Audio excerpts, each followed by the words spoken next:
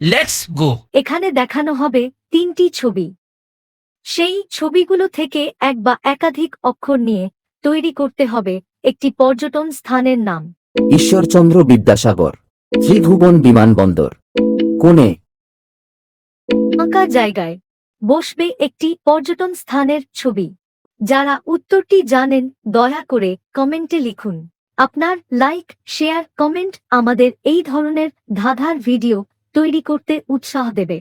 আপনার সময় শুরু হচ্ছে এখন।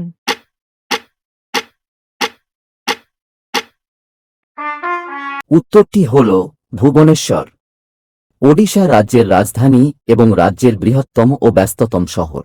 প্রাচীনকালে ভুবনেশ্বর কলিঙ্গ এবং উৎকল নামে পরিচিত ছিল।